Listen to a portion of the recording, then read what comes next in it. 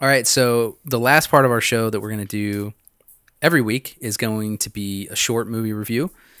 And for this first week, I want to pick my favorite movie from 2019, which was One Cut of the Dead, which I'm pretty sure no one has heard about, or very few people have heard about this movie. And I feel like people need to know about this movie. So I had no idea what this movie was about. John had told me about it, and we went to this movie theater before COVID happened. This was like a year ago. Yeah. It's That called was the last Alamo. September, right? Last September. Yeah. That feels like ages ago. Really does. Decades. But we went to the Alamo Draft House, which is there's a lot of branches in like several major cities, but it's essentially a theater you go to where you sit down in like these recliner seats. You're comfortable. They bring you drinks. You can order food. It's a lot of fun. It's a really high-end theater, but it's also like kind of like retro in a lot of ways. And they've got a lot of retro art on the walls. They've got an arcade and a bar, in the main area. For me, it's one of the coolest. So It's I the had coo- told it- I had told you about this movie because I randomly found out about it. I was talking to my buddy Diego one night and we're like, hey, let's go see a movie. The Alamo Draft House just opened. It was one of our favorite theaters from back home, and they had just opened that branch in LA. And we were looking for a movie to see, and I forget which one we had wanted to go see, but the time slots were all taken. And we saw this random movie we've never heard of called One Cut of the Dead. And I watched a quick trailer for it, and it's like, oh, it's a zombie movie. But it also looks like it's shot on a home video camera. I don't know. This seems kind of weird. Whatever, screw it. Let's just go watch this. Like, what's the worst that can happen? We see a terrible movie. We come out of it. We laugh about how terrible it was. It's a Japanese movie. Whatever. We'll go see it. I tell you, man, I died laughing at how funny the movie was. I was blown away by how well made it was. And talk about subverting expectations. You go into the first half hour of this movie, you think you know what kind of movie this is, and then all of a sudden the entire thing changes. And I'm going to just do a spoilery review because it's been out for a while now, and in hopes that people enjoy it. But essentially, the premise of the movie is it's a guy who is tasked to make a one-shot movie, a 30-minute zombie movie, one take, one camera. Live. Almost forgot about that because that's that's details that you don't get until later in the movie. The movie starts off with just this half-hour one take movie as they shot it. So you think you're watching a zombie film. The first half hour of it, you're like, oh man, it's like a found footage zombie movie. It's hilarious because if you're part of a film crew, like if you've been in a film crew where there are people with egos and there are like different traits to every character, God. and the actors and the sound person and the cameraman and all this stuff, like you'll relate to it. It's so not only a film for entertainment, but it's also a film for filmmakers. It is a masterclass in filmmaking and also just how to deal with people on set. So the structure of the movie essentially goes, the first half hour of it is the one-shot film. You have no idea that that's what you're really watching, but you see it. Then it goes back in time and it shows you the story of the director getting the job to make the film, and then it shows the last half hour, which is a behind the scenes of how they made the film. It's super meta, but it's really great. And then during the credits, they show behind the scenes of the actual making of the entire movie. It's super great. But I think the thing I enjoy most about this movie is the amount of variety in it, because that first half hour, when I was watching it in the theater and the first half hour one cut of the movie ends, I thought the movie was over. I was like, did I just pay $20 for a 30-minute movie? Like, what the hell? And then it instantly cuts to this other scene, and I'm really confused as to what's happening. It's confusing because it goes from found footage to like straight up like to scripted movie camera. Yeah, like to scripted narrative movie camera. Yeah. Yeah. But what's great about it is there's a lot of really awkward, intense and funny moments that happen in the first half hour when you're in the found footage moment that you don't understand that until you don't see. understand. And then when you see the behind the scenes and how it's happening and you start connecting those things, you just can't help but laugh. Like, yeah, it's definitely that kind of movie where if you're not paying attention, there are things that you're gonna miss. You're gonna miss them. Yeah. So my favorite moment, I think, at the very beginning of the movie, the director gets in the actor's face and he just shits all over him. Tells him he's a terrible actor, that he's the most pretentious, full of himself actor.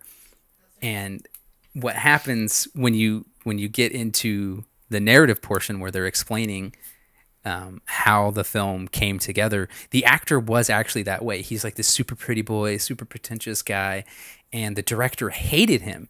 And then the director had to step in replacement to act in the scene to get this kid to be scared.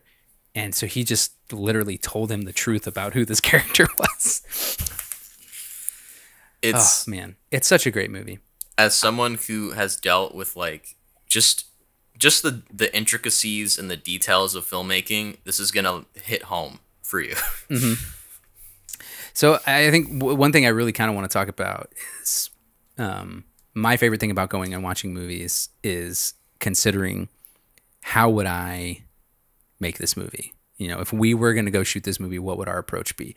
So how would you approach filming a one-take film as a DP that takes place in several locations? I would do it like the film essentially did, where they try to do it as minimalistic as possible. Like try to, have the sound person, have all these people, but come at it with the idea that everything needs to be locked in. You need to plot out a course of how you're going to move around the building, how you're going to move around these areas.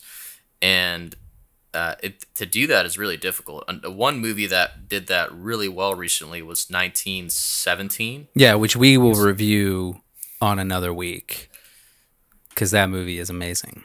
Yeah, and they go into the details of how Roger Deakins and the team essentially laid that out, and how they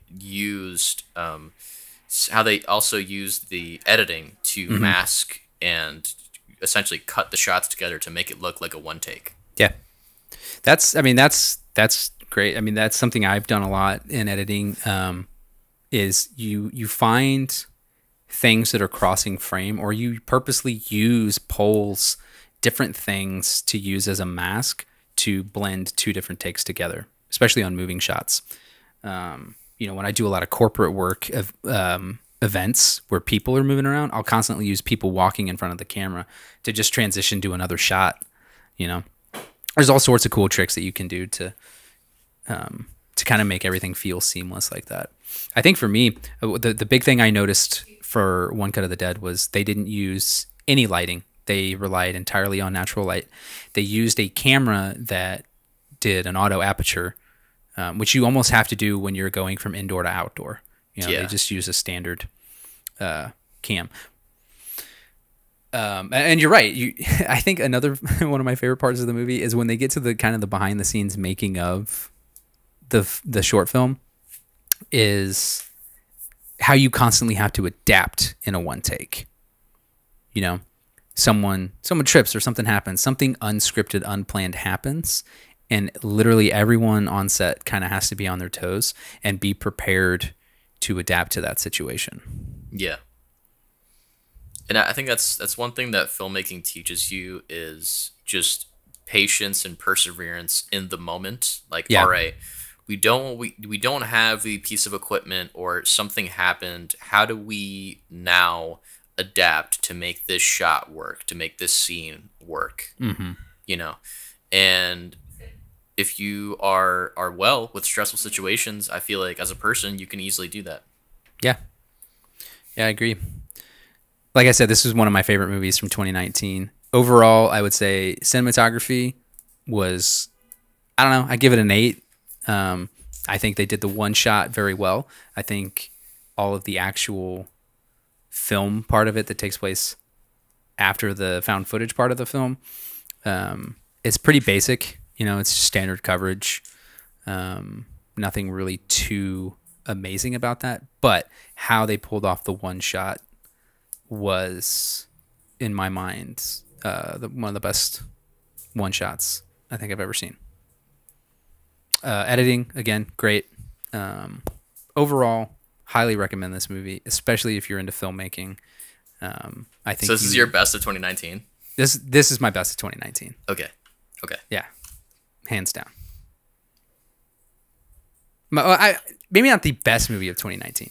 It was my favorite movie of 2019. For me, it was the most surprising. Yeah, for me. And I went in with no expectations. That's fair. The standout for 2019. Yeah, and I went with no expectations, and I came out surprised. I came out satisfied. Yeah, I think the best movie of 2019, probably 2017. Not 2017, 1917. Is it 1917 or is it 1912? 1917. I think the absolute best movie of the year was 1917, but my favorite movie of the year and most surprising movie of the year was One Cut of the Dead. So, I could agree with that. Cool. All right. Well, thanks everyone for watching and listening. I hope you enjoyed the show, and we'll be back next week to talk about how Brian broke a $12,000 camera on set.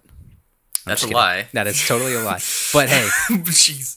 Got to end with a good joke. Funny story about that is that I have seen someone drop a lens on set, and the sheer and utter disgust and silence after, like, everyone, it felt like time stood still for like 15 seconds. Yeah, you remember that time I tripped over a cable and broke a zoom at work? It's a recorder. It was a $200 recorder. Yeah, I know. It's whatever. All right, cool. Well, that's it. Remember, go film it now. Film it now, guys. Everybody.